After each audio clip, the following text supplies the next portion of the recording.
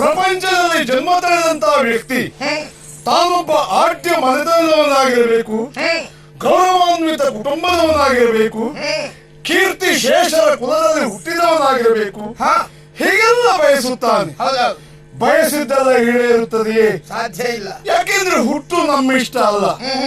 ಒಂದು ವೇಳೆ ಆತ ಹಾಗೆ ಆಗಿದ್ದಲ್ಲಿ ಅವರು ಭಾಗ್ಯವಂತರು, ಆತ ಭಾಗ್ಯವಂತ ಅಂದ್ರೆ ತಪ್ಪಲ್ಲ. ಸರಿ, ಆ ಮಟ್ಟಿಗೆ ನಾವು ನೋಡು, ಚಿತ್ರದುರ್ಗದ ಕೀರ್ತಿಯ ಶಿಖರವನ್ನು ಮುಗಿಲೆತ್ತರಕ್ಕೆ ಏರಿಸಿದ ಮತ್ತಿ ತಿಮ್ಮಣ್ಣ ನಾಯಕರ ವಂಶಸ್ಥರು ನಾವು. ಹೌದಾ ತಮ್ಮ? ಗುರುವಾದ ಸಿದ್ಧರ ಆಶೀರ್ವಾದವೇ ಹಾಗಲ್ಲವೇ? ಅರಿತು ನಡೆದರೆ ಆರುತ್ತದೆ.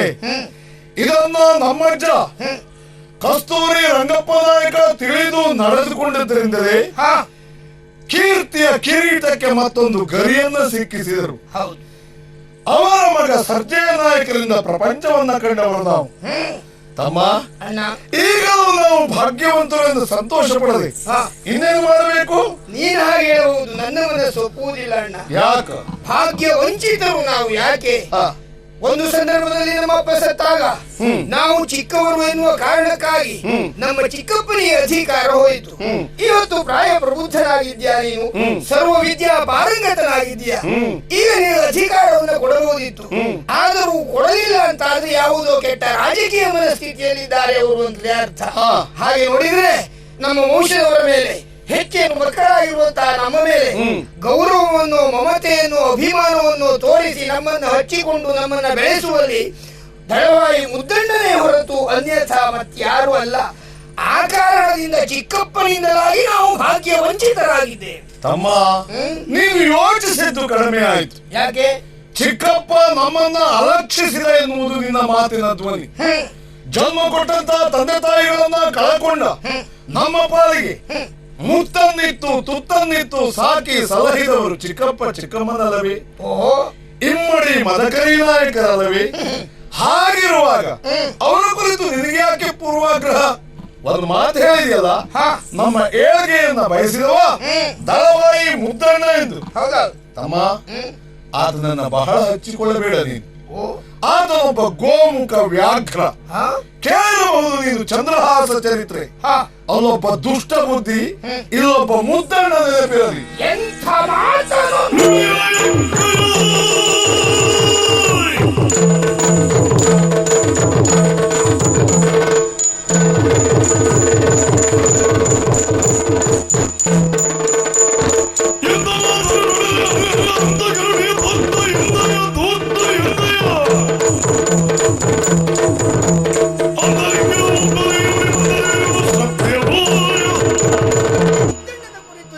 ತಿಳಿದುಕೊಳ್ಳಲೇಬಾರದು. ಯಾಕೆಂದ್ರೆ ನಮ್ಮ ಮೇಲೆ ಅಪಾರವಾಗಿರುವಂತಹ ಅಭಿಮಾನವನ್ನು ಉಳ್ಳವನಾತ. ಚಿಕ್ಕಪ್ಪ ನಮಗೆ ಅನ್ಯಾಯ ಮಾಡಿದ ಅಂತ ಹೇಳಿದ್ದೆ ಯಾಕೆ? ಅಧಿಕಾರವನ್ನು ನಿನಗೆ ಕೊಡುವುದು ಬಿಟ್ಟು ಪೀಠವನ್ನ ಏರುವಾಗಲೇ ಆತ ಪೀಠಿಕೆಯನ್ನು ಗಟ್ಟಿ ಮಾಡಿಕೊಂಡಿದ್ದಾನೆ. ಏನೆಂದು? ಇವರು ದೊಡ್ಡವರಾದ ಮೇಲೆಯೂ ಅಧಿಕಾರ ನನ್ನ ಮೂಲಕವೇ ಮುಂದುವರಿಯುವುದಾದ್ರೆ ಸಿಂಹಾಸನ ಏರ್ತೇನೆ. ಅವನು ಹೊಲಸು ಮನಸ್ಸು ನೋಡು, ನಮ್ಮ ಮೇಲೆ ಪ್ರೀತಿಯ ನಾಟಕವನ್ನು ತೋರಿಸಿದ್ದಾವ. ಅಲ್ಲದೇ ಇದ್ರೆ ಏನಾಗ್ತದೆ? ಈ ನಮ್ಮ ಚಿತ್ರದುರ್ಗದ ಬೆನ್ನೆಲುವಾಗಿ ನಿಂತಿರುವಂತಹ ಮುದ್ದಣ್ಣ ಮುನಿದು ನಿಲ್ತಾನೆ. ಅವನಿಗೆ ಹೆದರಿದ್ದಾನೆ, ಜನರೆಲ್ಲರೂ ಕಲ್ಲು ಹೊಡೆದು ಕೊಲ್ತಾರೆ ಅವನನ್ನ. ಆ ಕಾರಣದಿಂದ ನಮ್ಮ ಮೇಲೆ ಪ್ರೀತಿಯ ನಾಟಕವನ್ನು ಮಾಡ್ತಾ ಇದ್ದಾನೆ ಬಿಟ್ರೆ ಮತ್ತೆ ಅನ್ಯಥ ಅಲ್ಲ. ಯಾವ ಕ್ಷಣದಲ್ಲಿಯೂ ಮುದ್ದಣ್ಣನನ್ನ ಹತ್ತಿರದಿಂದ ಅರ್ಥ ಮಾಡಿಕೊಂಡವರಾದ್ದರಿಂದ ಅವನ ಬಗ್ಗೆ ಎರಡು ಮಾತಾಡಿದ್ರೆ ನಾನು ಸಹಿಸುವುದಿಲ್ಲ. ಅಮ್ಮ, ನಿನ್ನ ನಂಬುಗೆ ನಿನಗೆ ನಿನ್ನ ನಂಬುಗೆ ನಿನಗೆ ಸರಿ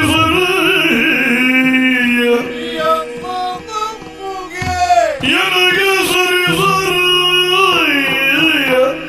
ಎನ್ನ ನಂಬುಗೆ ನನಗೆ ಸರಿ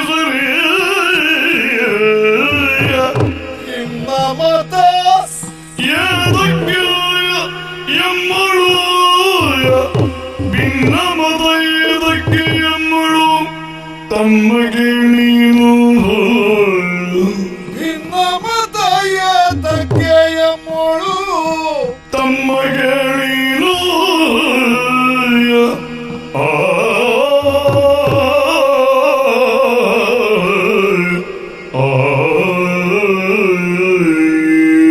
ಮಕ್ಕಳೇ ಇಲ್ಲದ ಚಿಕ್ಕಪ್ಪ ನಮ್ಮ ಮೇಲೆ ಕೃತಿಗೊಂಡಿದ್ದಲ್ಲ, ಅಥವಾ ಯಾವುದೋ ಪೂರ್ವಾಗ್ರಹವನ್ನು ಹೊಂದಿದ್ದಲ್ಲ.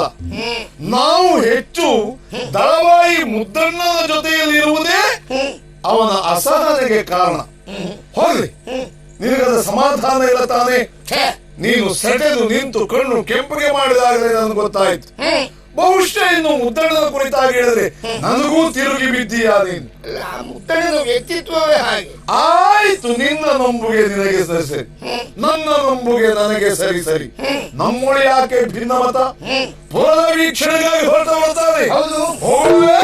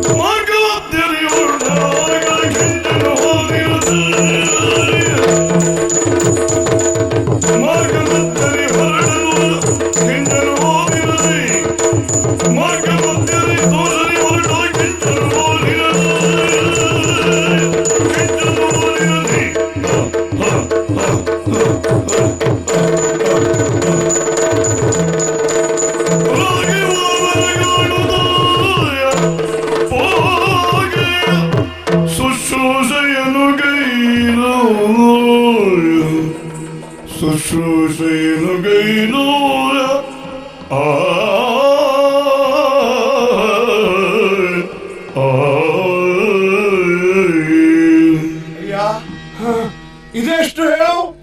ನಾಲ್ಕಲ್ವೇನೋ? ಅಂದ್ರೆ ಅಲ್ಲಿಂದ ಇಲ್ಲಿ ಸರಿ ಇದ್ದಾನೆ ಅಂತ. ಹಾಗಾದ್ರೆ ನಿನ್ನ ಹತ್ರ ಒಂದು ಮಾತು ಕೇಳಿ. ಏನಪ್ಪ? ಯಾರು ನವಯುವಕ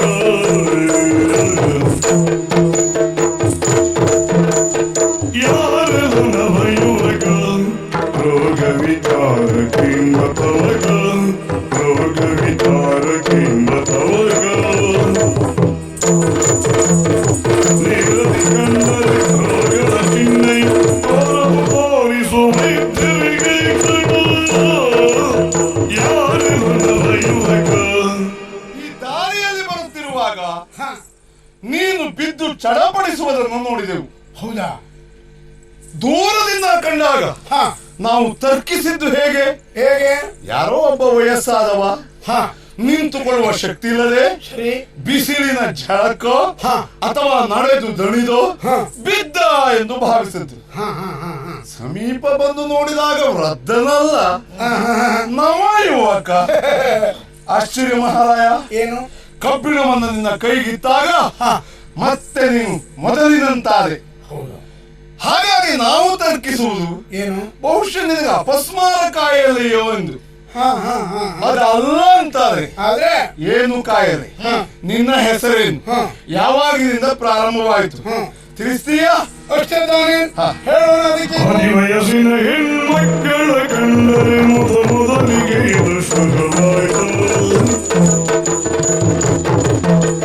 ಹದಿವಯಸ್ಸಿನ ಹೆಣ್ಮಕ್ಕಳ ಕಂಡರೆ ಮೊದಲಿಗೆ ಇದು ಶುರು ಶುರುವಾಯಿತು ಹದಿ ವಯಸ್ಸಿನ ಹೆಣ್ಮಕ್ಕಳ ಕಂಡರೆ ಮೊದಲಿಗೆ ಇದು ಶುರುವಾಯಿತು ಮೊದಲಿಗೆ ಇದು ಶುರುವಾಯಿತು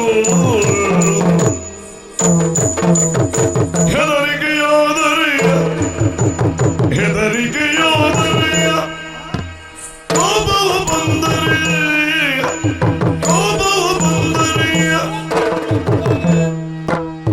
ಅದರುವಿಕೆಯದು ಜೋರಾಯಿತು ಅದರುವಿಕೆಯದು ಜೋರಾಯಿತು ಹೆದರಿಕೆಯಾದರೆ ಕೋಪವು ಬಂದರೆ ಅದರುವಿಕೆಯದು ಜೋರಾಯಿತು ಶುರುವಾಯಿತು ದಾರಿಯಲ್ಲಿ ಬಿದ್ದಂತ ನನ್ನನ್ನು ಎಬ್ಬಿಸಿದ್ರಿ ನೀವು. ಆದ್ರೆ ಎಬ್ಬಿಸಿದ ನಿಮ್ಮನ್ನು ನೋಡಿದ್ರೆ ರಾಜಕುಮಾರರಂತೆ ಕಾಣ್ತಾ ಇದ್ದೀರಿ. ನೀವು ಯಾರು ಎನ್ನುವ ಪರಿಚಯ ನನಗಿಲ್ಲ. ನಿನ್ನ ಊಹೆ ಸುಳ್ಳಲ್ಲ. ಯಾರು ನೀವು? ನಾವು ನಾಯಕರ ಕುಟುಂಬದವರು. ಹೋ, ನಾಯಕರ ಮನೆಯವರೇ? ಛೆ! ನಾಯಕರ ಕುಟುಂಬದವರು. ನಾಯಕರ ಕುಟುಂಬ ಅಂದ್ರೆ ಕೇಳ್ತೀಯ ನೀನು ಸರ್ಜೆ ನಾಯಕರ ಹೆಸರನ್ನ? ಸರ್ಜೆ ನಾಯಕರ ಹೆಸರನ್ನ? ಚಿತ್ರದುರ್ಗ ಅಲ್ವಾ? ಅಯ್ಯೋ, ಅದ್ರಲ್ಲಿ ಸರ್ಜೆ ನಾಯಕರು ಕೇಳಿದ್ದೆ. ಅವರ ಹಿರಿಯ ಮಗ ಲಿಂಗಣ್ಣ ನಾಯಕ ನಾನು. ಹಿರಿಯನಾದ ನನ್ನನ್ನ ಚಿಕ್ಕಣ್ಣ ನಾಯಕ ಅಂತ ಕರೀತಾರೆ. ಓ, ಲಿಂಗಣ್ಣ ನಾಯಕರು, ಚಿಕ್ಕಣ್ಣ ನಾಯಕರು ಅಲ್ಲ, ಆಕಳಕರು. ನಾಯಕರು. ಅದೇ ನಾಯಕರು. ನಾಯಕರು ಅಲ್ಲ. ಅದಲ್ಲ ನಾಯಕರು. ತಾವು ಬರುವಾಗ ನಾನು ದಾರಿಯಲ್ಲಿ ಬಿದ್ದಿದ್ದ ಎನ್ನುವುದು ನನಗೂ ಗೊತ್ತಿರಲಿಲ್ಲ. ಆದ್ರೆ ಹಾಗಾದ್ರೆ ಕಾಯಿಲೆ ಹೌದು. ಕಾಯಿಲೆ ಹೌದು. ನಿನ್ನ ಹೆಸರು? ನನ್ನ ಹೆಸರು ಕೆಂಚ ಅಂತ. ಅಷ್ಟೇನು ಕೆಂಚಿದ್ದ ಕಾಣುವುದಿಲ್ಲ. ಇಲ್ಲ, ಈಗ ಇಲ್ಲ. ಮೊದ್ಲು ಬಾರಿ ಇದ್ದಿತ್ತು. ಅಂದ್ರೆ ಹೋದಲ್ಲೆಲ್ಲ ಬಿದ್ದು ಬಿದ್ದು ಬಿದ್ದು ಬಿದ್ದು ಈಗ ಸ್ವಲ್ಪ ಕಡಿಮೆ ಆಗಿದೆ. ಸರಿ ಬಿತ್ತ? ಎಂತ ಪೆಟ್ಟು? ಯಾರು ಹೇಳಿದ್ದು? ಮತ್ತೆ ಬಿದ್ದು ಬಿದ್ದು ಬಿದ್ದು ಅಂದ್ಯಲ್ಲ. ಅದಲ್ಲ, ಈ ಕಾಯಿಲೆ ಶುರುವಾಗಿ ನಾನು ಬಿದ್ದು ಬಿದ್ದು ಬಿದ್ದು ಈಗ ಸ್ವಲ್ಪ ಕಡಿಮೆ ಆಗಿದೆ. ಹಾಗೆ ಹೌದೌದು. ಈ ಕಾಯಿಲೆ ಪ್ರಾರಂಭ ಆಗಿ ಸಾಧಾರಣ ಒಂದು 10 ವರ್ಷ ಆಗಿರ್ಬೋದು. ಹಾಗಾದ್ರೆ ನಿನಗೀಗ ಎಷ್ಟು ವರ್ಷವು? ನನಗೇನು ಈಗ 25 ಅಷ್ಟೇ. ನಿಖರವಾಗಿ ಅಲ್ಲೇ ಆಚೆ ಈಚೆ. ಹಾಗಾದ್ರೆ 52? ಈ 25 ಆಚೆ ಈಚೆ ಅಂದ್ರೆ 52 ಅಲ್ವೇನು? ಅಲ್ಲ, 1-2 ಆಚೆ ಈಚೆ, ಹೆಚ್ಚು ಕಡಿಮೆ. ಹೌದೌದು. ಪ್ರಾರಂಭವಾಗಿ 10 ವರ್ಷ ಆಯ್ತು ಈ ಕಾಯಿಲೆ. ಈ ಕಾಯಿಲೆ ಪ್ರಾರಂಭ ಆಗುವುದು ದಾರಿಯಲ್ಲಿ ನಾನು ಒಬ್ಬನೇ ಹೋಗ್ತಾ ಇರುವಾಗ ರೂಪವತಿ ಹೆಣ್ಣೊಬ್ಬಳೇ ಬಂದ್ರೆ ಅವಳನ್ನು ನೋಡಿದ ತಕ್ಷಣ ಶುರುವಾಗುವುದು. ಕೆಂಚ, ನಿಮ್ ಮನೇಲಿ ನಿನ್ಗೆ ಅಕ್ಕ ತಂಗಿ ಯಾರಿಲ್ವೇನ? ಇದ್ದಾರೆ. ಅವ್ರನ್ನ ಕಂಡಾಗ ಪ್ರಾರಂಭ ಆಗುದಿಲ್ವಾ? ಮನೆಯವ್ರನ್ನ ಕಂಡ್ರೆ ಎಂತ ಆಗುದು ಇಲ್ಲ. ನೆರೆಮನೆಯಲ್ಲಿ ಹೆಣ್ಮಕ್ಳು ಇಲ್ವಾ?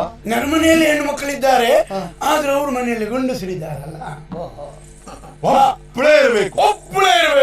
ದಾರಿಯಲ್ಲಿ ಬರ್ತಾ ಇರುವಾಗ ನಾನು ಒಬ್ಬನೇ ಹೋಗುವಾಗ ಈ ಕಾಯಿಲೆ ಪ್ರಾರಂಭ ಆಗುವುದು. ಬರೇ ಹೆಣ್ಮಕ್ಳು ಕಂಡ್ರೆ ಮಾತ್ರ? ಸಾಧಾರಣ ಅವರಿಗೆ ವಯಸ್ಸು 18ರಿಂದ ಒಂದು 20-28 ಒಳಗಿರ್ಬೇಕು. ಹೌದೌದು. ಬಹಳ ದಿವಸದ ಮೇಲೆ ಕಂಡ್ರೆ? ಬಹಳಷ್ಟು ದಿವಸ ಅಂದ್ರೆ ಒಂದು 25ರಿಂದ 35-40ರವರೆಗೆ ಒಡ್ಡಿಲ್ಲ. ಹೋಗ್ಲಿ, ಹೆಣ್ಣು ಮಕ್ಕಳನ್ನು ಕಂಡಾಗ ಮಾತ್ರ ಹೀಗಾಗುವುದಾ? ಆ ಹೆಣ್ಣು ಮಕ್ಕಳನ್ನು ನಾವು ಮಾತಾಡಿಸ್ತಾ ಇರುವಾಗ ಪಕ್ಕನೆ ಯಾರಾದ್ರೂ ಗಂಡಸರು ಬಂದು ಜೋರು ಮಾಡಿದ್ರು ನನಗೆ ಜೋರು ಮಾಡಿದಾಗ ಶುರುವಾಗಿ ಬಿಡ್ತಾರೆ. ಅದಲ್ಲ, ಅವ್ರು ಜೋರು ಮಾಡಿದ್ದಾರೆ ಅಂತ ನನಗೆ ಸಿಟ್ಟು ಬಂದ್ರು ಶುರುವಾಗ್ತದೆ. ನಿನಗೆ ಸಿಟ್ಟು ಬಂದ್ರೆ? ಹೌದೌದು. ಮತ್ತೆ ಇದೇ ಕಾಯಿಲೆ ಜೋರು ಮಾಡಿದ್ರೂ ಶುರುವಾಗ್ತದೆ, ಸಿಟ್ಟು ಬಂದ್ರೂ ಶುರುವಾಗ್ತದೆ, ಪ್ರಾಯದ ಹೆಣ್ಣು ಮಕ್ಕಳನ್ನು ಕಂಡ್ರೂ ಶುರುವಾಗ್ತದೆ. ಈ ಕಾಯಿಲೆ ನಿನಗೆ ಬಂತಲ್ಲ ಅಂದ್ರೆ ನಿಮಗೂ ಬರ್ಬೇಕಿತ್ತು. ಎಂತ ಅದೃಷ್ಟವಂತ ನೀನು. ಉಳಿದವರು ನಿನಗೆ ಅಬ್ಬರಿಸ್ಲಿಕ್ಕಿಲ್ಲ, ಹೆಣ್ಣು ಮಕ್ಕಳನ್ನು ಕಾಣ್ಲಿಕ್ಕಿಲ್ಲ, ಎಷ್ಟೊತ್ತಿಗೆ ಬಂದೆ ಅಂತ ಕೇಳಲಿಕ್ಕಿಲ್ಲ. ನೀ ಬಂದಷ್ಟೊತ್ತಿಗೆ ಸುಮ್ಮನೆ ಇರೋದೆ. ನಿನ್ನೆ ಯಾಕೆ ಬರ್ಲಿಲ್ಲ ಅಂತ ಕೇಳಬಾರ್ದು. ನಿನ್ನೆ ಬರ್ಲಿಲ್ಲ ಅಂದ್ರೆ ಇವತ್ತು ಇಲ್ಲ ಅಂತಲೇ ಲೆಕ್ಕ. ಸರಿ, ಯಾವುದೇ ವೈದ್ಯರಿಗೆ ತೋರಿಸ್ಲಿಲ್ವಾ? ಯಾರು? ನಾನ ಈ ಕಾಯಿಲೆ ಶುರುವಾಗಿದೆ ಅಂತ ನಾನು ಸುಮ್ಮನೆ ಕೂತ್ಕೊಂಡೆ ಅಂತ ಮಾಡಿದ್ರ? ಇಲ್ಲ, ತೋರಿಸಿದ್ದೇನೆ. ಯಾರಿಗೆ?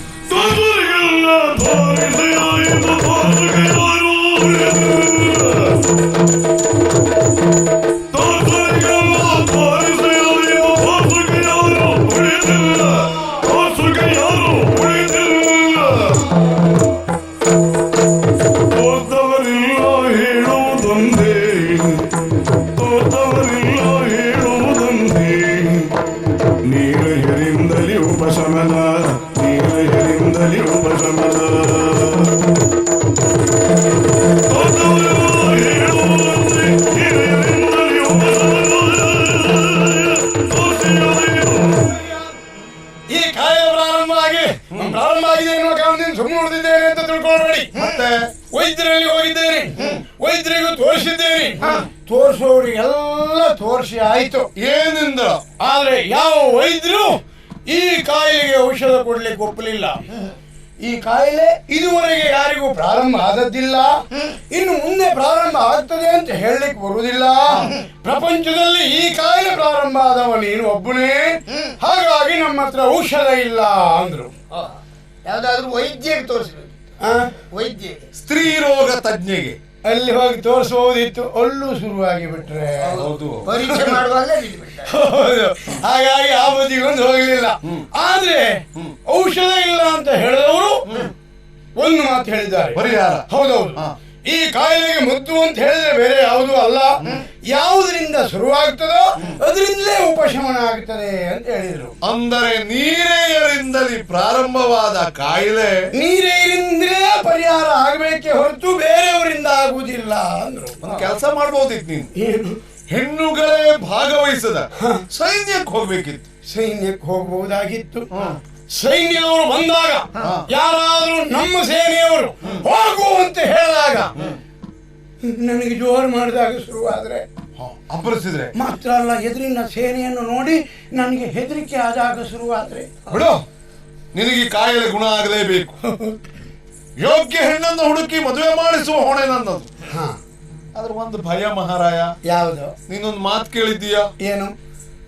ಮದುವೆಯಾಗಿ ಬಳಿಕ ಅಳಲುವ ಸುತೆಯ ಶಾಪಗಳಿಗೆ ಗುರಿಯಾಗುವವ ವರ ಪಿತ ಪುರೋಹಿತ ಸಹಿತ. ಸಹಿತ ಸಹಿತ ನಾನು ಮದುವೆ ಮಾಡಿಸಿದಾಕ್ಷಣ ನಾನು ಪಿತನೂ ಅಲ್ಲ ಪುರೋಹಿತನೂ ಅಲ್ಲ. ಅಲ್ಲ. ಆದ್ರೆ ಆ ಹೆಣ್ಣು ಕಣ್ಣೀರಿಡುವುದಕ್ಕೆ ನಾ ಕಾರಣಕರ್ತನಾಗು ಸುಳ್ಳ. ಯಾಕೆ ಕಣ್ಣೀರಿಡುವುದು? ಈಗ ಶುಭ ಮುಹೂರ್ತದ ಮದುವೆ ಆಯ್ತು, ಹೌದು, ವೈಭವದಲ್ಲಿ. ಆಮೇಲೆ ಕಾರ್ಯಕ್ರಮ ಯಾವುದು? ಹೊಸಮನೆ, ಹಸೆಮಣೆ, ಹಸೆಮಣೆ, ಪ್ರಥಮ ರಾತ್ರಿ. ಕೋಣೆಯಲ್ಲಿ ಒಬ್ಳೆ ಇರ್ತಾಳೆ, ನೀವ್ ಹೋಗ್ತೀಯ. ಒಬ್ಳೆ ಇದ್ದವನು ಕಾಂಡು ನೀ ಪಾಕನ್ನು ಬಿದ್ರೆ ಆ ಸಮಯದಲ್ಲಿ ನಾ ಬೀಳುವುದಿಲ್ಲ. ಯಾಕೆ? ಯಾಕಂದ್ರೆ ಹೊಂದಾಣಿಕೆ ಇರ್ತದಲ್ಲ. ಹೊಂದಾಣಿಕೆ ಇದ್ರೆ ಈ ಕಾಯಿಲೆ ಬರುವುದಿಲ್ಲ. ಅದಕ್ಕಿಂತಲೂ ಒಂದು ಉಪಾಯ ಮಾಡೋಣವಂತೆ. ಏನು? ಏನು ತೊಂದರೆ ಆಗದೆ ಇದ್ದಾಗ ಕಬ್ಬಿಣದ ಮಂಚದ ಸೇವೆ ಉಂಟು. ಕಾಯಿಲೆ ಪ್ರಾರಂಭ ಆಗ್ತದೆ, ಕಬ್ಬಿಣ ಮಂಚ ಯಾಕೆ? ಅಲ್ಲ, ಆರಂಭ ಆಗದೆ ಇದ್ದಾಗ ಜಾಗ್ರತೆ. ಆಗುದಿಲ್ಲ. ಈಗ ನಮ್ಮ ಊರೇ ಅಂತಾದ್ರೆ ಹೊಂದಾಣಿಕೆ ಉಂಟು ಅಂತಾದ್ರೆ ಆ ಸಮಯದಲ್ಲಿ ಯಾವುದೇ ಕಾರಣದಿಂದ ಶುರುವಾಗುವುದಿಲ್ಲ. ಆಗ್ಲಿ, ಮದುವೆಯನ್ನು ಮಾಡಿಸಿ. ನಿನಗೆ ಪ್ರಾರಂಭ ಆಗದೆ ಇದ್ರೆ ಸಾಕು, ಮದುವೆ ಮಾಡಿಸುವ ಹೊಣೆ ನಮ್ದು. ಹಾಗಾದ್ರೆ ಇಂದಿನವೇ ಮೊದಲುಗೊಂಡು ನಿಮ್ಮೊಂದಿಗೆ ನಾನು ಇರ್ತೇನೆ ಹೊರತು ಎಲ್ಲೂ ಹೋಗುದಿಲ್ಲ. ಹೀಗೆ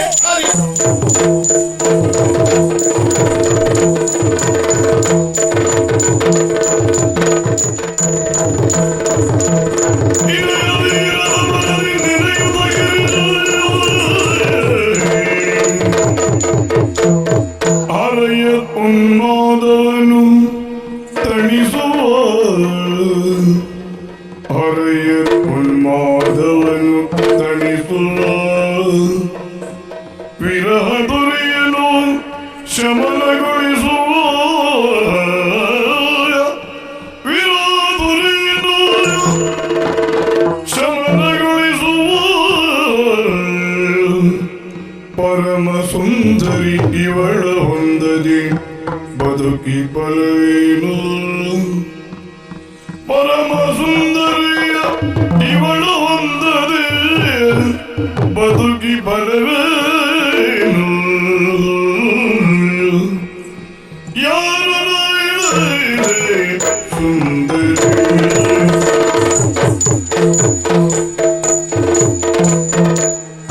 ತಗಜನು ತಗದಿಮಿ ತಗಜನು ತಗದಿಮಿ ತಗಜನು ತಗದಿಮಿ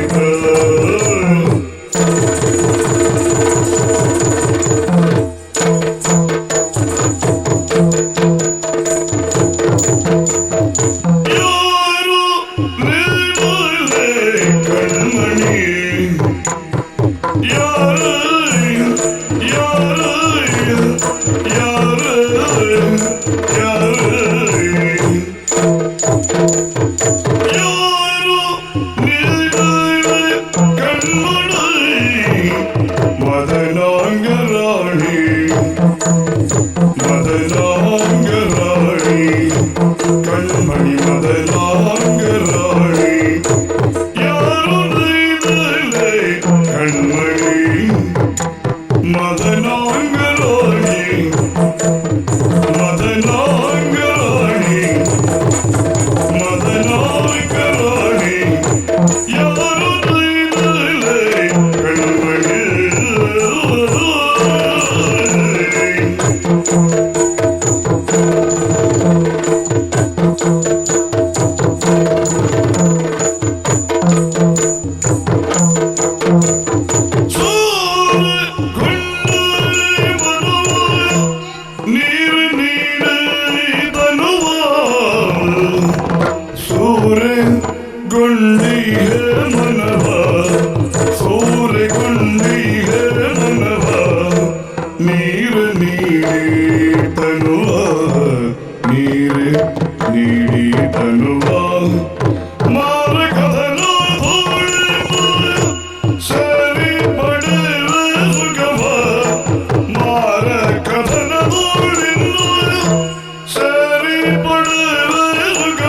ಯಾರು ದೈನಲೆ ಕಣ್ಮಣಿ ಮದನಾಂಗರಾಣಿ ಯಾರೋ ನಿನ್ನ ಕಣ್ಮಣಿ ಮದನಾಂಗರಾಣಿ ಯಾರು ನೈನೇಲೆ ಕಣ್ಮಣಿ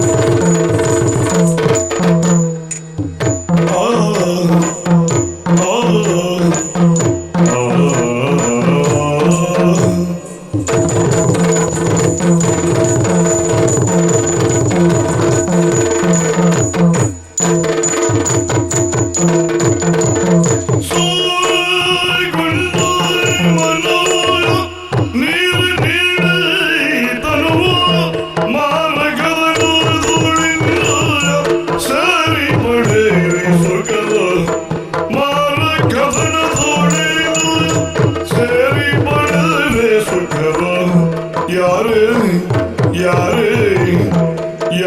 ನೀನೇಲೆ ಕಣ್ಮಣಿ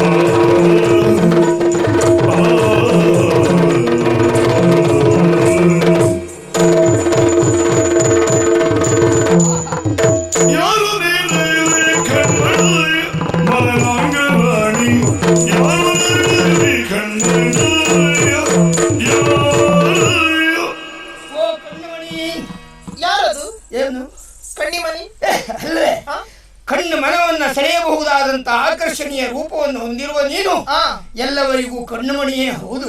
ಚಿಕ್ಕಣ್ಣ ನಾಯಕರು ನಾನೇ ವಂದಿಸಿಕೊಂಡೆ ಒಡೆಯ. ಕಲ್ಯಾಣ ಮಸ್ತು, ಒಳ್ಳೆಯದಾಗಲಿ ಅಂತ.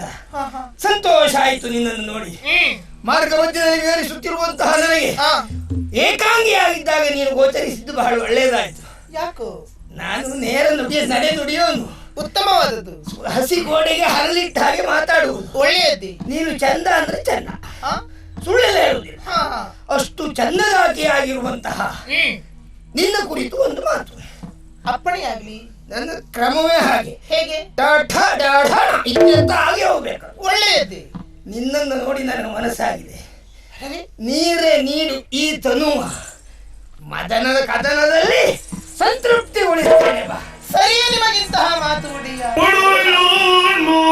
ಹಿಂದ ನುಡಿಯು ಶೋಭಿತವರು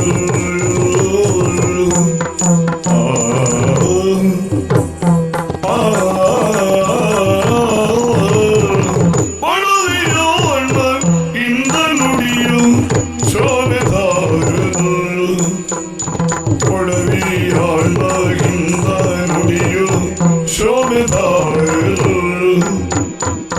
ಬಡವಿಯಲ್ಲೂ ಮಾನಕಾಯ ಹೊಳೆಯು ನಿಮ್ಮದು ಬಡವಿಯನ್ನು ಮಾನಕಾಯ ಹೊಳೆಯು ನಿಮ್ಮದು ಶೋಭಿತಾರದು ಕಾಯುವ ಹೊಳೆಯು ನಿಮ್ಮದು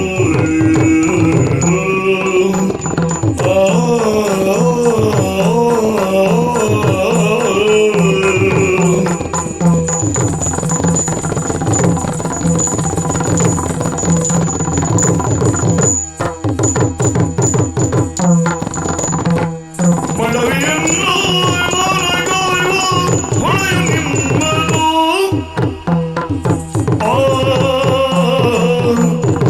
ಒಡೆಯ ಅನ್ಯರೊಡವೆಯನ್ನ ಬಯಸಬಾರದು ಒಡೆಯ ಅನ್ಯರೊಡವೆಯನ್ನ ಬಯಸಬಾರದು ನಡೆಯ ನುಡಿಯ ತಿದ್ದಿಕೊಳ್ಳಿ ಒಡನೆ ಪೋಪುದು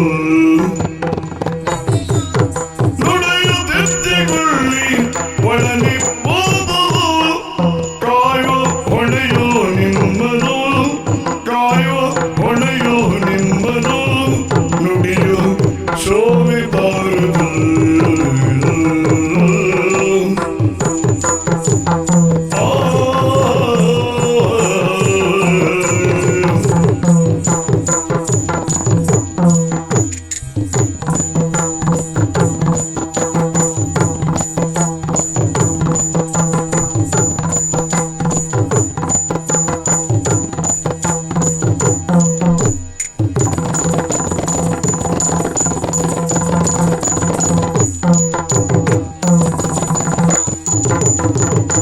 ಒಡೆಯ ಅನ್ಯರೊಡವೆಯನ್ನು ಬಯಸಬಾರದು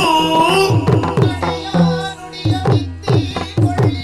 ಒಡನೆ ಹೋಗುವುದು ನಡೆಯ ನುಡಿಯದಿದ್ದಿಕೊಳ್ಳಿ ಒಡನೆ ಹೋಗುವುದು ಶೋಭಿತಾರದು ಕಾಯುವ ಹೊಣೆಯು ನಿಮ್ಮದು ಒಡೆಯ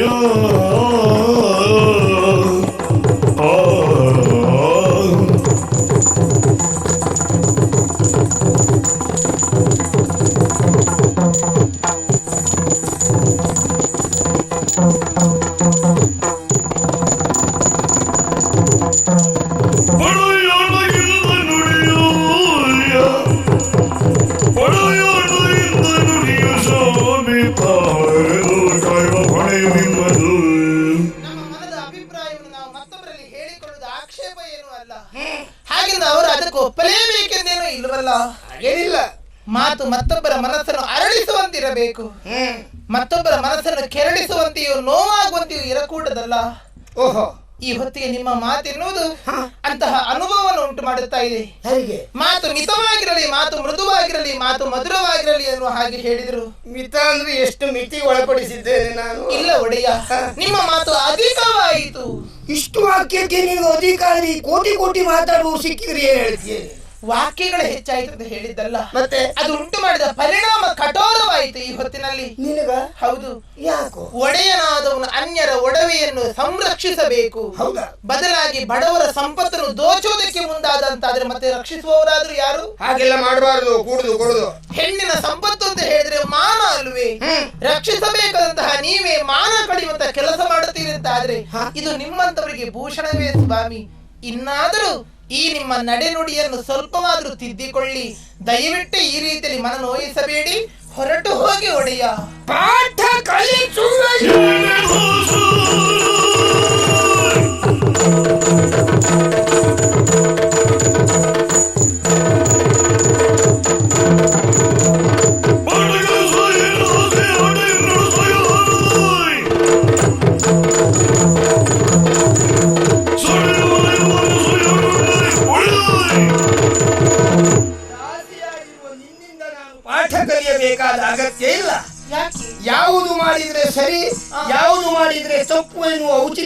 ನನಗೆ ಉಂಟೇ ಉಂಟು. ಇದು ಸರಿಯೇ ಹೇಳಿ. ನಿನ್ನನ್ನು ನೋಡಿ ನನಗೆ ಮನಸ್ಸಾಗಿದೆ. ನಾನು ನನ್ನಂಥವನು ಮನಸ್ಸಾದಂತಹ ಒಂದು ವಸ್ತುವನ್ನ ಅಥವಾ ಒಂದು ವ್ಯಕ್ತಿಯನ್ನ ಹೊಂದುವುದಕ್ಕಾಗುವುದಿಲ್ಲ ಅಂತ ಆದ್ರೆ ನಮ್ಮ ಸ್ಥಾನಮಾನಕ್ಕೆ ಮನೆತನಕ್ಕೆ ಏನು ಗೌರವ ಸಿಕ್ಕಿದ ಹಾಗಾಯ್ತು. ಆದ್ರೆ ನಮಗೂ ಒಂದು ಮನಸ್ಸಿರುವುದು ಉಂಟು ತಾನೆ. ಬೇಕಾದ್ರೆ ಮಾಡಿಕೊಳ್ಬೇಕು ಮನಸ್ಸನ್ನ. ಆಗುವಂತದ್ದಲ್ಲ ಯಾಕೆ ಎಷ್ಟು ರೀತಿ ಆಗದೇ ಇದ್ರೆ ಎಚ್ಚರಿಕೆಯಲ್ಲಿ ನೀನು ಮೈ ಮೇಲೆ ಕೈ ಹಾಕಿ ಆಗುವ ಬೇಡ ಒಡೆಯ. ನಿಮ್ಮಂತವರಿಗೆ ಸರಿ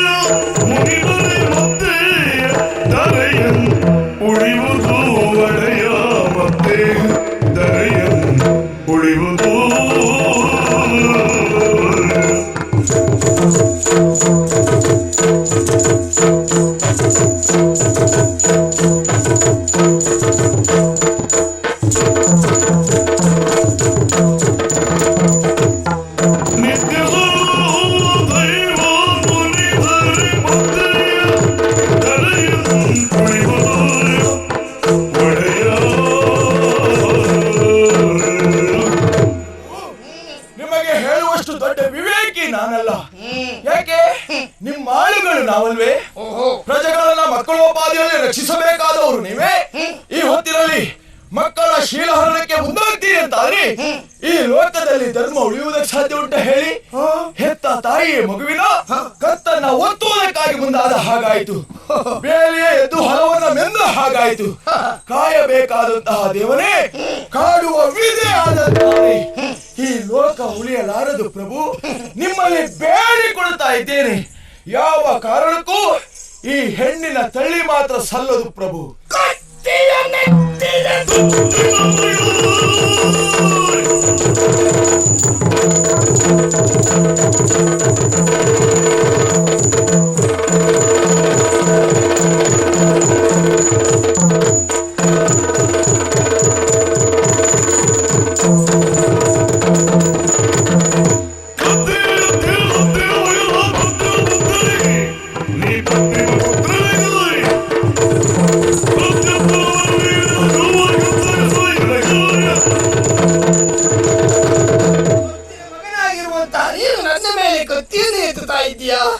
ಆಚೆ ಸರಿಯರ ಹಾಗೆ ಅಲ್ಲದೆ ಇದ್ರೆ ನಿನ್ನ ಕತ್ತನ್ನ ಕತ್ತರಿಸಬೇಕು.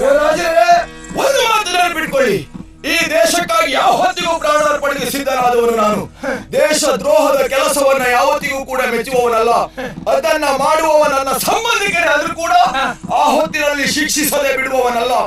ಈ ಮಣ್ಣಿನಲ್ಲಿ ಮಣ್ಣಾಗಿ ಬೇಕಾದ್ರೂ ಹೋದೇನು, ಹೆಣ್ಣಿಗೆ ಮಾತ್ರ ಅನ್ಯಾಯವಾಗುವುದಕ್ಕೆ ಯಾವ ಮಾತ್ರಕ್ಕೂ ಬಿಡುವುದಿಲ್ಲ. ಇನ್ನು ಮಣ್ಣು ಮಾಡ್ತೇನೆ.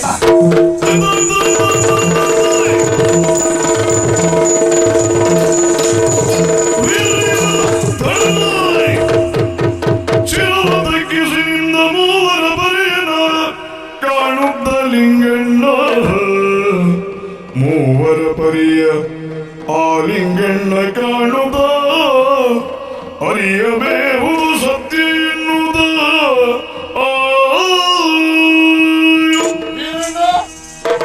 ಕತ್ತಿಯನ್ನು ಹೊರಗೆ ಸೇರಿಸು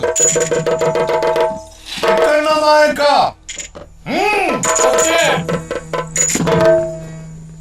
ಏನಿದೆ ಚಿತ್ರದುರ್ಗದ ಚಾರಿತ್ರಕ್ಕೆ ಮಸಿ ಬಳಿಯುವ ಕೆಲಸ? ಹೌದಾ ವೀರಣ್ಣ, ಆಳೊಬ್ಬ ಅರಸನ ಮೇಲೆ ಕತ್ತಿ ಎತ್ತುವುದು ಸರಿಯೇ?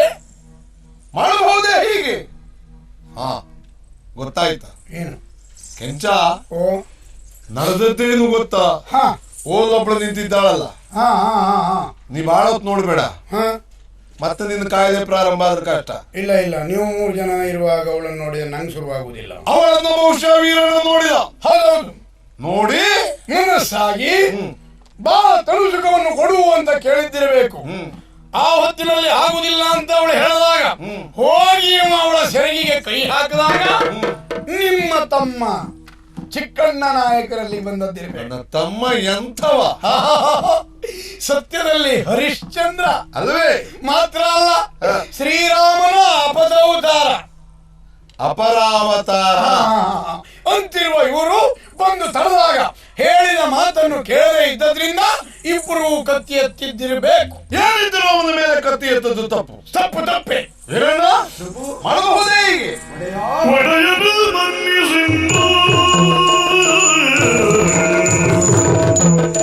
ಒಡೆಯನಿ ಮನ್ನಿಸೆಂದು ಸತ್ಯವನ್ನು ನುಡಿವೆನ ಕೇಳು ಮುಂದ ಸತ್ಯವನ್ನು ನುಡಿವೆನ ಕೇಳು ಮುಂದ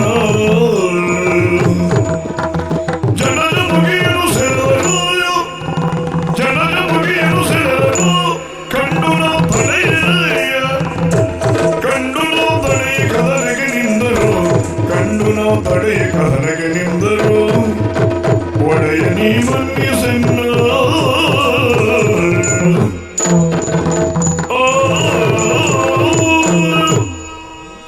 ನಾಡುವ ಮಾತೆಲ್ಲೂ ತಮ್ಮ ಪಾದ ದಾಣೆಯಾಗಿಯೂ ಸತ್ಯ ಪ್ರಭು. ಮಾತಿಗೂ ಆಣೆ ಆಗ್ತಾರೆ ಅಂತಾದ್ರೆ ಆ ಮಾತನ್ನು ನಂಬುವುದು ಕಷ್ಟ ಆಗ್ತದೆ. ಒಡೆಯ, ತಲಾಂತರದಿಂದಲೂ ಈ ಚಿತ್ರದುರ್ಗದ ಸೇವೆಯನ್ನು ಮಾಡಿಕೊಂಡು ಬಂದವರು ನಾವು. ನಿಮ್ಮ ಅನ್ನದ ರಣ ನಮ್ಮ ಮೇಲಿದ್ದದ್ದು ಸತ್ಯ. ಆದರೂ ನನ್ನ ಪೂರ್ವಿಕರು ಹೇಳಿಕೊಟ್ಟಂತಹ ಮಾತೆನ್ನುವುದು ಇನ್ನೂ ನನ್ನ ರಕ್ತದಲ್ಲಿ ಹರಿಯುತ್ತಾ ಉಂಟು. ಸಾಧು ಸಜ್ಜನರು ಗೋ ಬ್ರಾಹ್ಮಣರು ಹೆಣ್ಣೊಬ್ಬಳಿಗೆ ಎಲ್ಲಿ ಅನ್ಯಾಯವಾಗುತ್ತದೋ ಅದನ್ನ ತಡೆಯಬೇಕು ಎನ್ನುವ ಹಾಗೆ ಅಂಥದ್ದೊಂದು ಕಾರ್ಯಕ್ಕೆ ಮುಂದಾದದ್ದು ಸತ್ಯ. ದಾರಿಯಲ್ಲಿ ಧಾವಿಸಿ ಬರುವಂತಹ ಹೊತ್ತಿನಲ್ಲಿ ಹೆಣ್ಣೊಬ್ಬಳ ಆರ್ತಧ್ವನಿಯನ್ನು ಕೇಳಿ ಈ ಕಡೆಗೆ ಓಡೋಡಿ ಬಂದೆ. ಆ ಹೊತ್ತಿನಲ್ಲಿ ನಿಮ್ಮ ತಮ್ಮನಾದಂತಹ ಚಿಕ್ಕಣ್ಣ ರಾಯರು ಈ ಹೆಣ್ಣಿನ ಸೀರೆಯ ಸೆರಗಿಗೆ ಕೈಯನ್ನು ಹಾಕಿ ಎಳೆದಾಡುತ್ತಾ ಇದ್ರು. ನೋಡಿ ನನ್ನಿಂದ ಸಹಿಸುವುದಕ್ಕೆ ಸಾಧ್ಯವಾಯಿತು ಪ್ರಭು. ಸರಿಯಲ್ಲ ಅಂತ ಆಕ್ಷೇಪಿಸಿದೆ. ಆದ್ರೆ ನನ್ನ ಮಾತು ಅವರಿಗೆ ಪಥ್ಯವಾಗದೇ ಇದ್ದಂತಹ ಸಂದರ್ಭದಲ್ಲಿ ಬೇರೆ ದಾರಿಯನ್ನ ಕಾಣದೆ ಕತ್ತಿಯನ್ನ ಎತ್ತಿದ್ದು ಸತ್ಯ ಪ್ರಭು. ನಾವು ಎಣಿಸಿದ್ದು ಸದಿ, ಸುಮ್ಮನಿರ. ಆದ್ರೆ ಆಚೆ ಈಚೆ ಆಯ್ತಷ್ಟೇ. ವೀರಣ್ಣ, ಒಡೆಯ, ನನ್ನ ತಮ್ಮ ಮಾಡಿದ್ದು ತಪ್ಪೋ ಸರಿಯೋ ನಾವು ವಿಚಾರಿಸ್ತೇವೆ. ಹಾ, ಆದ್ರೆ ನಾಯಕರ ಕುಟುಂಬದವರ ಮೇಲೆ ನೀನು ಕತ್ತಿ ಎತ್ತಬಹುದೇ? ಏನು ವಿಚಾರಿಸುವುದಕ್ಕೆ ಜನ ಇಲ್ವಾ? ಕತ್ತಿ ಎತ್ತದೇ ಹೋದದ್ದೇ ಹೌದು ಅಂತಾದ್ರೆ ಈ ಹೊತ್ತಿನಲ್ಲಿ ಘಟನೆ ಬೇರಾಗಿ ಹೋಗ್ತಾ ಇತ್ತು ಒಡೆಯ. ಅಲ್ಲ, ಅವನನ್ನು ಕೇಳೋದಕ್ಕೆ ಬೇರೆ ಜನ ಇಲ್ವಾ ಅಂತ ಕೇಳಿದ್ದು. ಏನು ವಿಚಾರಿಸ್ಲಿಕ್ಕೆ ನೀನ ಕೇಳಲಿಕ್ಕೆ ಜನ ಇಲ್ವಾ? ತಮ್ಮ ತಪ್ಪು ಮಾಡಿದ್ರೆ ಅಣ್ಣ ಇರ್ಲಿಲ್ವಾ? ಅಣ್ಣ ಏನು ಸತ್ತಿದ್ದಾರೆ? ಮಾತಿಗೆ ನಾಯಕ ಹೌದೇ ಆತ ಹೇಳಿದ್ದು. ಆಳುವರು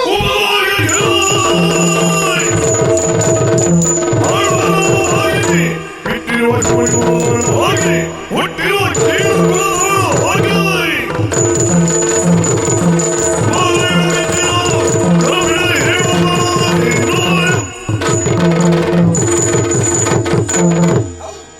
ಅವಳ ಮೈ ಮೇಲೆ ಕೈ ಹಾಕಿದ್ದು ಸತ್ಯ, ಒಪ್ಪಿಕೊಳ್ಳುತ್ತೇನೆ. ಮತ್ತೆ ಸತ್ಯದಲ್ಲಿ ಹರಿಶ್ಚಂದ್ರ.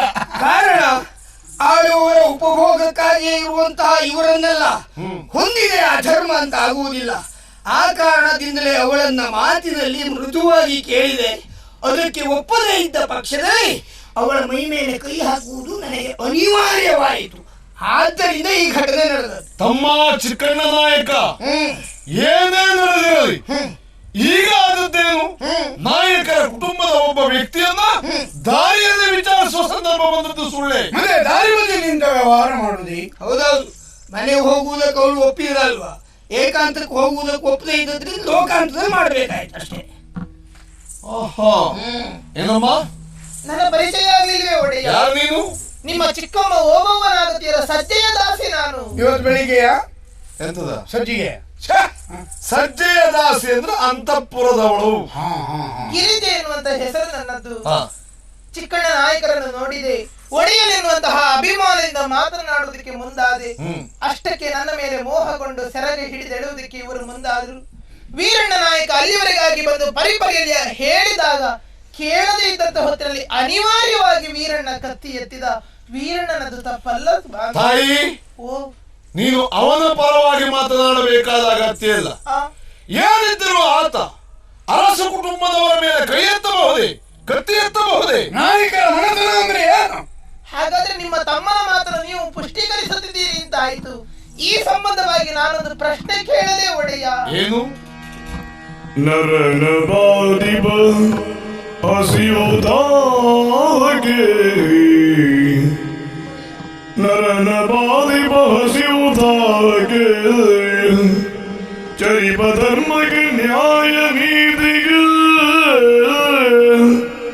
ಚರಿಪ ಧರ್ಮಗೆ ನ್ಯಾಯ ನೀತಿಗೆ, ಪರಮ ನೈತಿಕ ಭಾವ ಮಾನಪಮಾನ ಗುಣಗಳಿಗೆ, ಪರಮ ನೈತಿಕ ಭಾವ ಮಾನಪಮಾನ ಗುಣಗಳಿಗೆ ಅರಸು ಆಳುಗಳೆಂಬ ಭೇದವು ಇರುವುದೇನೈ, ಅರಸು ಆಳುಗಳೆಂಬ ಭೇದವು ಇರುವುದೇನೈ, ನ್ಯಾಯ ಗುಣನಿದೆ ಅರಿಯದಾದಿನು ಜ್ಞಾನಹೀನೆಯ ನುಡಿಯ ಉತ್ತರಿಸು, ಅರಿಯದಾದಿನು ಜ್ಞಾನಹೀನೆಯ ನುಡಿಯ ಉತ್ತರಿಸು.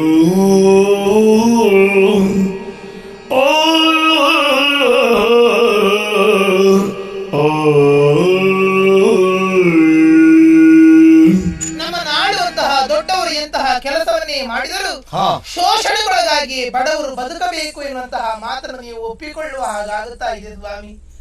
ಆಳುವರ ಉಪಭೋಗಕ್ಕಾಗಿ ಹುಟ್ಟಿದವರು ಎನ್ನುವ ಹಾಗೆ ನಿಮ್ಮ ತಮ್ಮ ಏನು ಹೇಳಿದರು. ಇದನ್ನು ಕೇಳುವಾಗ ನನಗೆ ಅನಿಸುತ್ತಾ ಇರುವುದು, ಈ ಪ್ರಪಂಚದಲ್ಲಿ ದೊಡ್ಡವರು ಸಣ್ಣವರು ಬಡವ ಬಲ್ಲಿದ ಎನ್ನುವಂತಹ ಈ ಸಂಬಂಧವನ್ನು ಅಥವಾ ಈ ರೀತಿಯನ್ನು ಮಾಡಿದವರು ಯಾರು ಹೇಳಿ?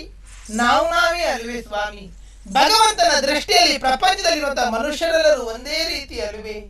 ಯಾವ ಜನ್ಮದಲ್ಲಿ ಮಾಡಿದ ಪುಣ್ಯದ ಫಲವೋ ಏನು, ನಮ್ಮನ್ನು ಆಳುವಂತಹ ಮನೆತನದಲ್ಲಿ ನೀವು ಜನ್ಮ ತಳೆದಿದ್ದೀರಿ. ಯಾವ ಜನ್ಮದ ಕರ್ಮದ ಫಲವೋ ಏನು, ಈ ಹೊತ್ತಿಗೆ ಊಳಿಗದ ಆಳುಗಳು ನಾವಾಗಿದ್ದೇವೆ. ಆದ್ರೆ ಯೋಚನೆಯನ್ನು ಮಾಡಿ ನೋಡಿ, ದೊಡ್ಡವರ ಮನೆಯಲ್ಲಿ ಹುಟ್ಟುವಂತಹ ಮಕ್ಕಳೇನು ಬಂಗಾರದ ಅಂಗಿಯನ್ನು ಧರಿಸಿಕೊಂಡು ಬರುತ್ತಾರೆಯೇ? ಬಡವರ ಮನೆಯಲ್ಲಿ ಹುಟ್ಟುವಂತಹ ಮಕ್ಕಳೇನು ಹರಿದ ಬಟ್ಟೆಯನ್ನು ಧರಿಸಿಕೊಂಡು ಬರುತ್ತಾರೆಯೇ? ಇಲ್ಲವಲ್ಲ. ಭಗವಂತನಿಂದ ಸೃಷ್ಟಿಗೊಂಡು ತಾಯಿಯ ಹೊಟ್ಟೆಯಿಂದ ಹುಟ್ಟಿ ಬರುವಂತಹ ಎಲ್ಲಾ ಮಕ್ಕಳು ಪ್ರಪಂಚದ ಬೆಳಕನ್ನು ಕಾಣುವಾಗ ಬೆತ್ತಲೆಯಾಗಿಯೇ ಇರುವುದು ತಾನೆ. ಆ ಬಳಿಕ ಅಲ್ವೇ ಸ್ಥಿತಿಗತಿಯ ವಿಚಾರ. ಹುಟ್ಟಿರುವಂತಹ ಮಾನವ ಜೀವಿಗಳಿಗೆ, ಪ್ರಾಣಿ ಪಕ್ಷಿಗಳಿಗೆ ಆಗುವಂತಹ ಹಸಿವು, ಬಾಧಿಸುವಂತಹ ನೀರಡಿಕೆ, ಇದು ನೀಡುವಂತಹ ತೊಂದರೆ ಬಾಧೆ ಒಂದೇ ರೀತಿಯಾದದ್ದು ತಾನೆ. ಆಚರಿಸುವಂತಹ ಸತ್ಯ, ಧರ್ಮ, ನ್ಯಾಯ, ನೀತಿ ಇವುಗಳಿಗೆ ಭೇದ ಎನ್ನುವಂಥದ್ದು ಉಂಟೆ ಸ್ವಾಮಿ? ಬಡವರಾದವರು ನೈತಿಕತೆಯನ್ನು ಉಳಿಸಿಕೊಂಡು ಬದುಕಬೇಕು ತಾನೆ. ಮಾನವನ ಕಳೆದುಕೊಂಡು ಬಡವರು ಸ್ವಾಭಿಮಾನಿಗಳಾಗಿ ದೊಡ್ಡವರು ಮಾತ್ರ ಬದುಕುವುದು ಹೀಗೆಂದಾದ್ರೂ ಇದೆಯೇ? ತಿಳಿಯದೆ ಕೇಳುತ್ತಿದ್ದೇನೆ ಒಡೆಯ, ನನ್ನ ಪ್ರಶ್ನೆಗೆ ಉತ್ತರಿಸಿ ಸ್ವಾಮಿ. ಕನ್ನಡ ಮಾತೆಯ ಮಡಿಗಳು ಹುಟ್ಟಿದ ಹೆಮ್ಮೆಯ ಕುವರಿಯು ನೀನವ್ವ,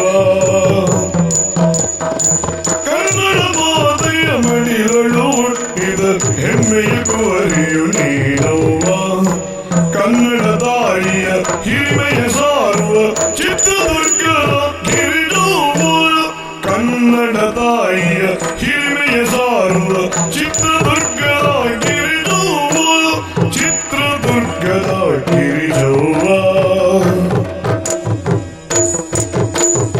ಓದು ಬರ ಹೇಗೆ ಲೌಕಿಕ ಜ್ಞಾನ ನಿಧಿಯೊಳಗೆ, ಓದು ಬರ ಹೇಗೆ ಲೌಕಿಕ ಜ್ಞಾನ ನಿಧಿಯೊಳಗೆ, ವೇದ ಸಾರ ಬರಿದ ಕನ್ನಡ ನುಡಿ ಮುಕ್ತಿನ ಕುಣಿತ, ವೇದ ಸಾರ ಬರಿದ ಕನ್ನಡ ನುಡಿ ಮುಕ್ತಿನ ಕುಣಿತ, ಭಾರತ ಮಾತೆಯ ಸೇವೆಯ ಮಾಡುವ ಕಂಕಣ ತೊಡುನಿ ಅನವರತ, ಭಾರತ ಮಾತೆಯ ಸೇವೆಯ ಮಾಡುವ ಕಂಕಣ ತೊಡುನಿ ಅನವರತ, ಕನ್ನಡ ಮಾತೆಯ ಮಡಿಯೊಳು ಹುಟ್ಟಿದ ಹೆಮ್ಮೆಯ ಕುವರಿಯು ನೀನವ್ವ,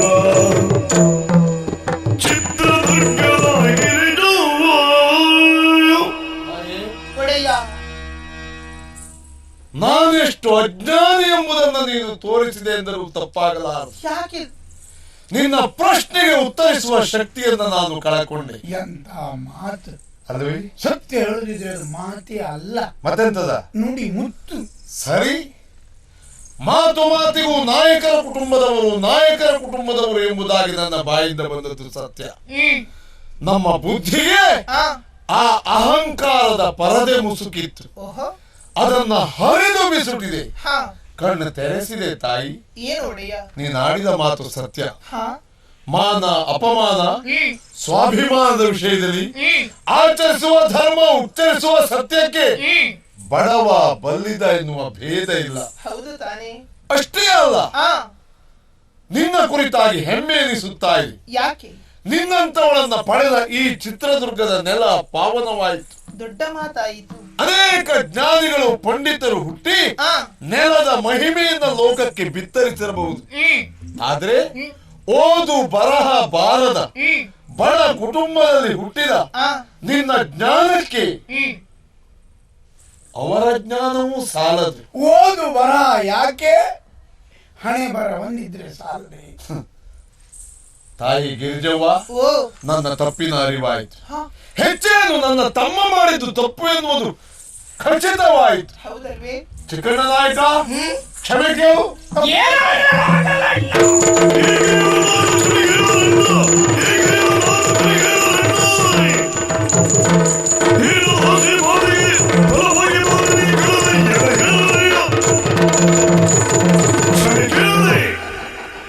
ಒಂದು ಅಲ್ಪ ವಿಷಯವೇ ಆಗಲಿ ಮಹತ್ವದ್ದು ಎನಿಸಬೇಕು ಅಂತಾದ್ರೆ ಚಂದದ ಹೆಣ್ಣಿನ ಬಾಯಲ್ಲಿ ಬರಬೇಕು ಎನ್ನುವ ಪಾಠ ನನಗೆ ಗೊತ್ತಾಯಿತು.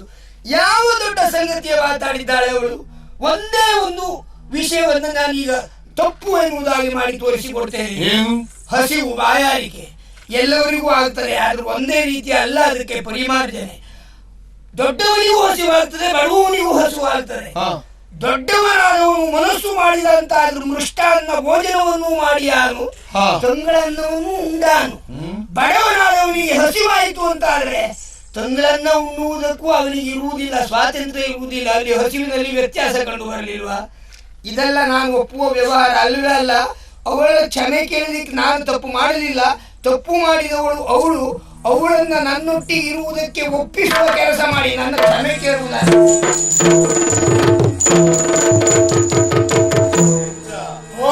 ಏನ್ ಹೇಳಿದ್ನವ? ಹಸಿವು ಬಾಯಾರಿಕೆ ಶ್ರೀಮಂತರಿಗೆ ಬಡವರಿಗೆ ಎಲ್ಲರಿಗೂ ಒಂದೇ ಲೆಕ್ಕ ಅಲ್ವಾ ಅಂತ ಕೇಳಿದ್ರೆ ತಿಂದು ನೀಗಿಸಿಕೊಳ್ಳುವುದು ಹೇಗೆ ಅಂತ ಉತ್ತರ ಕೊಟ್ಟದ್ದೇ ಬಿಟ್ರೆ ಬೇರೆ ಪ್ರಶ್ನೆಗೆ ಉತ್ತರವೇ ಸಿಗಲಿಲ್ಲ. ಅವ ಕೊಟ್ಟ ಉತ್ತರ ಪರಿಹರಿಸಿಕೊಳ್ಳುವ ವಿಧಾನವಾಯಿತೇ ಹೊರತು ಅದೇ ಹೇಳಬೇಕು ಅಂತ ಮಾಡಿದ್ದೆ. ಮತ್ತೆ ಸ್ವಲ್ಪ ಸಿಟ್ಟಿನ ಜನ ಅಂತ ನಾನು ಸುಮ್ಮನೆ ಉಳಿದೆ. ಗಿರಿಜವ್ವ, ತೋಯಜಾಕ್ಷಿಯೇ ನೀನು ಮನದೊಳು ನೋಯದಿರು, ತೋಯಜಾಕ್ಷಿಯೇ ನೀನು ಮನದಳು ನೋಯದಿರು, ಮಮ ಸೋದಗಿರಿಯ ಮಮ ಸಹಜ ಕೈದಿಹ ನಾನು ನಿನ್ನಳು ಕ್ಷಮೆಯ ಕೇಳುವೆನು, ಮಮ ಸಹಜ ಕೈದಿಹ ಹೇಯಗಾರಿಗೆ ನಾನು ನಿನ್ನಳು ಕ್ಷಮೆಯ ಕೇಳುವೆನು. ತೋಯಜಾಕ್ಷಿಯ ನೀನು ಮನದೊಳು ನೋಯದಿರು,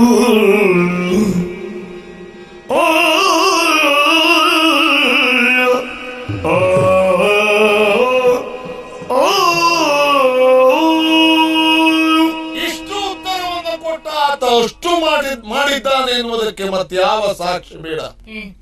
ತಾಯಿ, ಒಡೆಯ, ನನ್ನ ತಮ್ಮ ಮಾಡಿದ ತಪ್ಪಿಗೆ ನಾನು ನಿನ್ನಲ್ಲಿ ಕ್ಷಮೆ ಕೇಳುತ್ತೇನೆ. ನೀವು ಯಾಕೆ ಸ್ವಾಮಿ ಕೈ ಮುಗಿಯುತ್ತೀರಿ? ನಾವು ಇಷ್ಟೊತ್ತಿಗೆ ಬಂದದ್ದೇ ತಪ್ಪಾದ್ರಿಂದ ಕೈ ಮುಗಿತಾ ಇದ್ದೇವೆ. ಹಾಗಲ್ವಾ?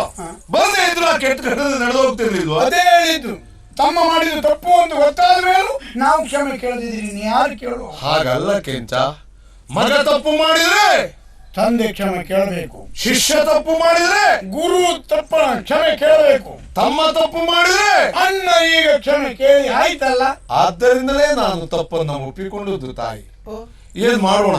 ಏನು ಒಡೆಯ? ಅವ ಬೆಳೆದದ್ದೇ ಹಾಗೆ. ಹಾ, ಅವನನ್ನ ತಿದ್ದುವ ಪ್ರಯತ್ನ ವ್ಯರ್ಥ ಪ್ರಯತ್ನ ಎನ್ನುವುದನ್ನ ನಾನು ಅರ್ಥವಿಸಿಕೊಂಡಿದ್ದೇನೆ. ಅದ್ರ ಒಂದು ಗಿರಿಜವ್ವ, ಏನು ಒಡೆಯ? ಯಾವ ಕಾಲಕ್ಕೂ ನಮ್ಮ ಚಿಕ್ಕಮ್ಮನಿಗೆ ಈ ವಿಷಯ ತಿಳಿಯಬೇಕು. ಇಲ್ವೇ ಇಲ್ಲ. ತಂದೆ ತಾಯಿಗಳನ್ನು ಕಳಕೊಂಡ ಮಕ್ಕಳು ಅನಾಥರಾಗಬಾರದು ಎಂಬ ಕಾರಣಕ್ಕಾಗಿ ಆ, ತಾಯಿಯಿಂದ ಸಿಗಬಹುದಾದ ವಾತ್ಸಲ್ಯವನ್ನು ಧಾರೆ ಎರೆದು ಬೆಳೆಸಿದವಳು ಆಕೆ. ಹೌದು. ನಾವಿಷ್ಟು ಹಾಳಾಗಿ ಹೋಗಿದ್ದೇವೆ ಅಂತ ಗೊತ್ತಾದ್ರೆ ಅವಳ ಮನಸ್ಸಿಗೆ ಅದೆಷ್ಟು ನೋವಾದೀತು. ಕೆಟ್ಟ ಕನಸೆನ್ನುವ ಹಾಗೆ ಮರೆತು ಬಿಡುತ್ತೇನೆ ಹೇಳುವವಳಲ್ಲ ನಾನು. ನಾಯಕರ ಮನೆತನದಲ್ಲಿ ನಡೆದಂತ ವ್ಯವಹಾರ ಇದು. ಆ, ಆದ್ರಿಂದ ದಾರಿಯಲ್ಲಿ ನಡೆದ್ರಿಂದ ದಾರಿ ಮೇಲೆ ಬಿಟ್ಬಿಡು, ಹೇಳುದಲ್ಲ ಸರಿಯಲ್ಲ. ಮುಗಿಯಿತು ತಾನೇ? ಇಲ್ಲಿಗೆ ಮುಗಿಸ್ಲಿಕ್ಕೆ ಆಗುದಿಲ್ಲ. ಹ. ಯಾಕಂತ ಹೇಳಿದ್ರೆ ತಮ್ಮ ಮಾಡಿದ ತಪ್ಪಿಗೆ ನೀವು ಕ್ಷಮೆ ಕೇಳಿದ್ದೀರಿ, ಆದ್ರೆ ವಿಚಾರಣೆಯನ್ನು ಇನ್ನೂ ಮುಂದುವರಿಸಲಾಗುವುದು. ಏನದು? ಆಕೆ ಕೂಗಿದ ಹೊತ್ತಿನಲ್ಲೇ ಹ. ಇವ ಓಡಿ ಬಂದ ಅಂತಾದ್ರೆ ಇವ ಎಲ್ಲಿದ್ದಿದ್ದ, ಯಾಕಾಗಿ ಬಂದ, ಅದೊಂದು ಹೌದು. ಹೌದಲ್ವಾ? ಏನ್ ಕೂಗ್ತೇನೆ ಅಂತ ಹೇಳಿದ್ಲ ಅವಳು? ಈಗ ಮೊದಲೇನಾದ್ರು ಗೊತ್ತಿದ್ದಿತ್ತ? ಅಲ್ಲವೇ? ಗೊತ್ತಿಲ್ಲದೆ ಎಷ್ಟೇ ಹೊತ್ತಿಗೆ ಯಾಕೆ ಬಂದ? ಕೇಳು ಕೇಳು. ಹೇಳ. ನೋಡವನ್ನ ಆಡಿಸ್ತಾ ಇದ್ದಾನೆ ಅವ. ನಾನು ಹೇಳ್ತೇನೆ ಒಡೆಯ. ಕೇಳುವವನಲ್ಲಿ ಹೇಳುದು ನೀನ? ಅಂದ್ರೆ ನಾನು ವೀರಣ್ಣನಿಗಾಗಿ ಮೀಸಲಾಗಿಟ್ಟ ಹೆಣ್ಣು. ಏನುಂಟು? ಎಂತದ? ವೀರಣ್ಣನಿಗಾಗಿ ಮೀಸೆ ಬಂದ ಹೆಣ್ಣು ಅಂದಲ್ಲ. ಮೀಸಲಾಗಿಟ್ಟ ಹೆಣ್ಣು ಅಂದ್ರೆ ಏನರ್ಥ? ಏನ? ಅವನಿಗಾಗಿಯೇ ಇರುವವಳು. ಅಂದ್ರೆ ನಮ್ಮಿಬ್ಬರೊಳಗೆ ಮದುವೆ ಒಂದು ಆಗ್ಲಿಲ್ಲ. ಮತ್ತೆಲ್ಲ ಆಯ್ತಾ? ಎಲ್ಲಿ ಎಡವಟ್ಟ ನೀನು? ಹಾಗಾದ್ರೆ ಕೇಳಬಹುದೇನ? ಹಾಗಲ್ಲ, ಗುರು ಹಿರಿಯರು ಸೇರಿ ನಿಶ್ಚಿತಾರ್ಥ ಇತ್ಯಾದಿಗಳೆಲ್ಲ ಆಯ್ತಾ? ಆದ್ರೆ ಮದುವೆ ಆಗುದಕ್ಕೊಂದು ಅಡ್ಡಿ ಉಂಟು. ಏನು? ನನ್ನ ಅಪ್ಪ ಒಂದು ಹರಿಕೆ ಹೇಳಿಕೊಂಡಿದ್ದಾರೆ. ಯಾರಿಗೆ? ಹನುಮಂತ ದೇವರಿಗೆ. ಓಹೋ. ನನ್ನಪ್ಪ ಹನುಮಂತ ಗುಡಿಯ ಅರ್ಚಕ ಭೀಮಪ್ಪ ಪೂಜಾರಿ ಎನ್ನುವ ಹಾಗೆ. ಓ, ಹಾಗಾದ್ರೆ ಅರ್ಚಕರ ಮಗಳು. ಹನುಮಂತ ದೇವರಿಗೆ ಪುಷ್ಪಾಲಂಕಾರವನ್ನು ಮಾಡಿ ಪೂಜೆಯನ್ನು ಮಾಡುವುದು. ಆ ಪುಷ್ಪಾಲಂಕಾರ ಮಾಡುವುದಕ್ಕೆ ಹಣ ಇಲ್ಲ ಇವರಲ್ಲಿ. ಅವಳು ಹೇಳ್ತಾಳೆ, ಸುಮ್ಮನೆ ಇರ್ತೀಯ? ಆದ್ರಿಂದಲೇ ಹೇಳಿದ್ದು. ಈಗ ಮದುವೆ ನಿಂತದ್ದು ಯಾಕೆ? ಅವಳು ಹೇಳ್ತಾಳ ಇಷ್ಟಕ್ಕೆ. ಮದುವೆಗೆ ಹಣ ಇಲ್ಲದಿದ್ರೆ ನೀನೇನು ಆಲೋಚನೆ ಮಾಡೋದು ಬೇಡ. ಈಗ ನನ್ನಲ್ಲಿ ಬಂದು ಹೇಳು, ನಾನು ಇವರ ಹತ್ರ ಹೇಳಿ ಕೊಡಿಸ್ತೇನೆ. ಮಧ್ಯದಲ್ಲಿ ನಿಂದೊಂದು ಎಂತ ಹುಡಿ ಯಜಮಾನಿಕೆ? ಅಲ್ಲ, ಹುಡುಗಿ ಯಜಮಾನಿಗೆ ಹೇಳಲಿಕ್ಕೆ ಅವರಿಗೆ ದಾಕ್ಷಿಣ್ಯ ಆಗುದಿಲ್ವಾ? ಹಾಗಲ್ಲ, ಕೊಡುವ ನಾನು. ಹೌದು. ನೀನೇನು ಕೊಡ್ತೇನೆ ಅಂತ ಹೇಳುದು? ಅಲ್ಲ, ನಮ್ದು ಒಂದು ಯಜಮಾನಿಗೆ ಅದರೊಳಗೆ ನಡೆದು ಬಿಡ್ಲಿ ಅಂತ. ಹಾಗೆ ಹಾಗಲ್ಲ, ಹನುಮಂತ ದೇವರಿಗೆ ಪುಷ್ಪಾಲಂಕಾರವನ್ನು ಮಾಡುವುದು. ಹನುಮಂತ ದೇವರು ಬಲಬದಿಯ ಪ್ರಸಾದವನ್ನು ನೀಡಿದ್ರೆ ಆ ದಿವಸ ಮಗಳ ಮದುವೆಯನ್ನು ಮಾಡುತ್ತೇನೆ ಅಂತ. ಹೀಗೆ ಹಾರಕ್ಕೆ. ಬಲಬದಿಯಲ್ಲಿ ಹನುಮಂತ ದೇವರು ಪ್ರಸಾದ ನೀಡಿದ ಆ ಕ್ಷಣ ಮಗಳ ಮದುವೆ ಮಾಡುತ್ತೇನೆ ಅಂತ. ಇದು ಪ್ರಸಾದವೂ ಆಗುದಲ್ಲ, ನಿಮ್ಮಿಬ್ರು ಮದುವೆಯೂ ಇಲ್ಲ. ಪೂಜೆಯು ಯಾಕೆ ಹಾಗಲ್ಲ ಹೇಳ್ತೀಯ? ಅದಲ್ಲದೆ ಹೋದ್ರೆ ಹನುಮಂತ ದೇವರ ಬಲಭಾಗದಿಂದ ಪ್ರಸಾದ ಆದ್ರೆ ನಿಮ್ಮ ಮದುವೆ ಹೌದಲ್ವಾ? ಯಾವುದೇ ಕಾರಣದಿಂದ ಹನುಮಂತ ದೇವರ ಪ್ರಸಾದ ಆಗುದಿಲ್ಲ. ನಿನ್ನ ಹತ್ರ ಹೇಳಿ ಕಳಿಸಿದ್ದ? ಹೇಳಿ ಕಳಿಸಿದ್ದಲ್ಲ, ಕಾರಣ ಉಂಟು. ಏನು? ಹನುಮಂತನಿಗೆ ಮದುವೆ ಉಂಟೆ? ಅದಾಗಿಲ್ಲ. ಮದುವೆ ಆಗದೆ ಇದ್ದಂತ ಹನುಮಂತ ಮತ್ತೊಳದವರಿಗೆ ಮದುವೆ ಆಗಲಿ ಅಂತ ಪ್ರಸಾದ ಆಗ್ತದೆ, ನನ್ನ ಹಾಗೆ ಆಗಲಿ ಅಂತ ಸುಮ್ಮನೆ ಉಳಿತಾನೆ. ನೀ ತಿಳಿದದ್ದು ಸಾಲದು ಕೆಂಚ. ಏನ? ಅರ್ಚಕಸ್ಯ ಪ್ರಭಾವೇನ ಶಿಲಾಭವತಿ ಶಂಕರ.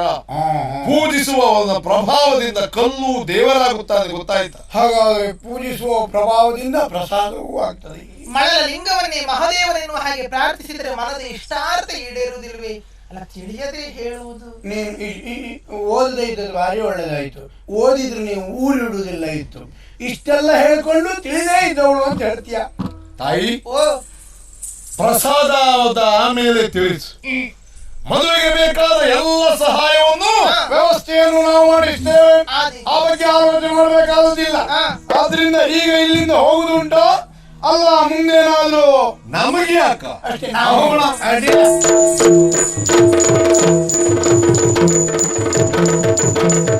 ಆಳುವರ ಅತಿಯಾದ ದ್ವೇಷವು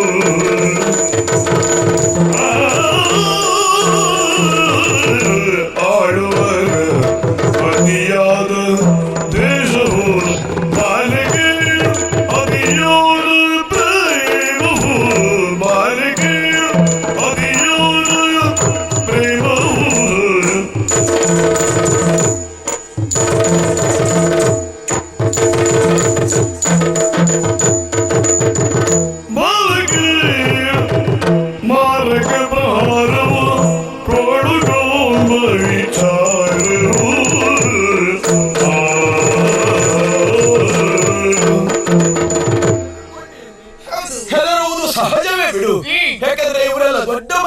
ಬಂದವರಲ್ವೇ?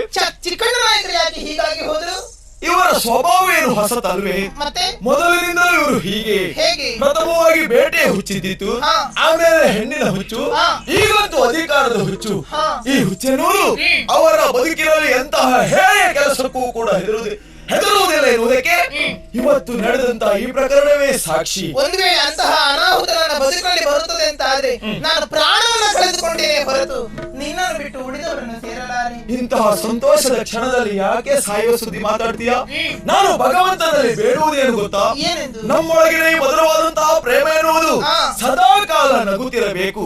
ಈ ಜನ್ಮದಲ್ಲಿ ಮಾತ್ರವಲ್ಲ, ಹಾ. ಮುಂದಿನ ಜನ್ಮದಲ್ಲಿಯೂ ನೀನೇ ನನ್ನ ಹೆಂಡತಿಯಾಗಿ ಬರಬೇಕು ಎನ್ನುವ ಹಾಗೆ. ಹೃದಯ ಭಾಷೆ ಬರೆದ ಕಾವ್ಯ ಅಮರ ಕಾವ್ಯವೋ.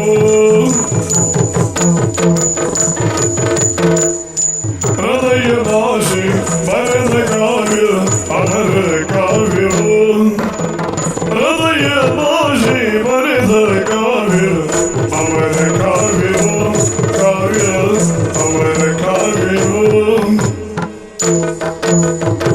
ಹೃದಯ ಭಾವ ಮಿಳಿದ ಪ್ರೇಮ ಅಮರ ಪ್ರೇಮವೂ. ಹೃದಯ ಭಾವ ಮಿಳಿದ ಪ್ರೇಮ ಅಮರ ಪ್ರೇಮವೂ. ಅಮರ ಪ್ರೇಮವೂ ಅಮರ ಕಾವ್ಯವೂ. ಅಮರ ಪ್ರೇಮವೂ